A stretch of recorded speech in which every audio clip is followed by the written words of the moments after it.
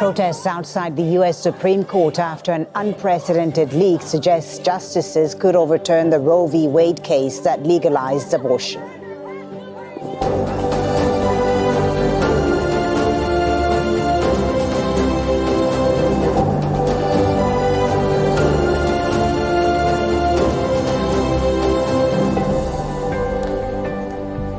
Thank you very much for joining us. We begin with a possible threat to a landmark abortion law in the U.S.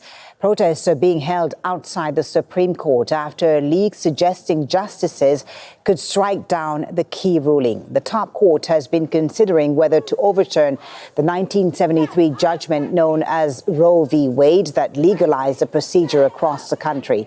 Neither the Supreme Court nor the White House have commented on the authenticity of the leaked draft. Justices are expected to issue their ruling in June.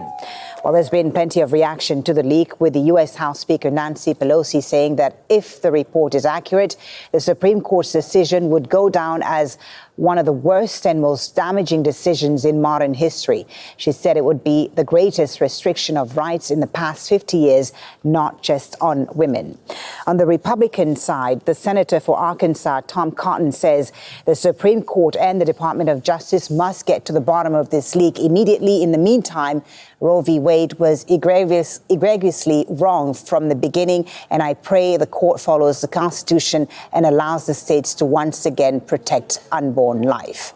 While several conservative states have recently joined a growing push to restrict abortion, Oklahoma's governor has signed a near-total ban. The only exception is a medical emergency. Kentucky has banned the procedure after 15 weeks of pregnancy, though the law is yet to come into effect. It could force the state's two remaining abortion providers to close. Texas outlawed abortion after 6 weeks. One woman was arrested for murder after allegedly carrying out a self-induced abortion, though the charges were later dropped. Well, let's now speak to Peter Mathews about this. He's a professor of American government and political theory and is joining us live from Los Angeles. Thank you very much for being with us, Mr. Mathews. First of all, how big of a deal is this leak? A draft ruling of the Supreme Court, and is this the final decision that is expected to be released this summer? It's a huge earthquake, one would say, in California. It's an earthquake, literally so huge. In the case that it's never been leaked before, there's never been a draft ruling ever leaked before. Rulings can change in the process before they publish the final ruling and vote, which could happen in a few months from now or weeks from now. So this is very unusual, and it is, if the court does allow the states to ban abortion, it'll be even a double earthquake. There'll be major political repercussions and human repercussions in this situation. Right. Now, if the decision is confirmed, the repeal of the abortion law, what exactly would it change, though? Because at the moment, even with Roe v. Wade, several states have bans again on abortion, like Texas, for example, at 6 weeks. Yes, at this point, that's true. And what would have changed, however, is that states have now completely banned abortion without even regulating it. And frankly, this could happen any time. And the problem is that Roe v. Wade was not ever codified in federal law. There's a Supreme Court ruling, not a congressional statute, to codify it. But the problem is that you need to have 60 votes with a filibuster in place.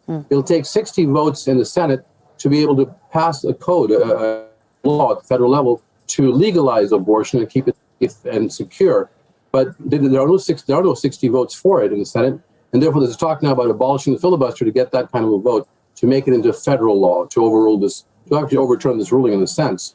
And it's quite interesting to see what will happen. But if I were a woman right now, I'd be very worried and concerned about my future and my choice on this matter. It's very important to preserve choice in the conscience of women. Will the Democrats, do you think, use the filibuster?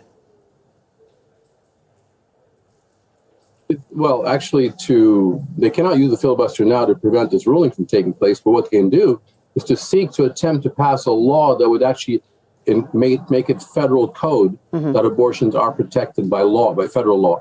But to do that, they have to have 60 votes because of the filibuster. It takes, 2/3, well, actually 60 votes to be able to overcome a filibuster. And the thing is, the Republicans would filibuster any kind of attempt to make this into a federal law.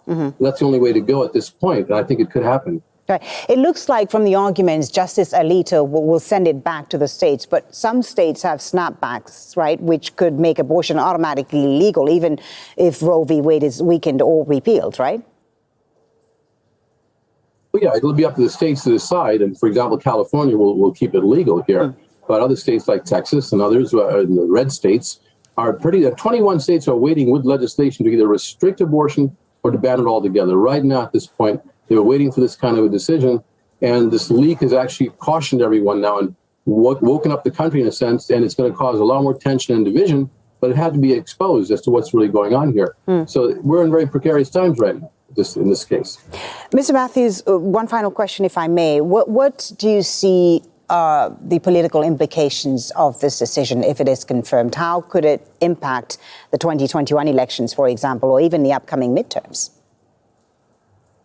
I think it will really definitely affect the midterms that are coming up in June, primaries, and November general election, because many, many women and the friends of women who are supportive of the choice for women to make on this will be galvanized into voting and to deciding to put more people into Congress that will pledge to keep abortion legal and would pledge to actually make sure that that's a law, a federal law that would enshrine it.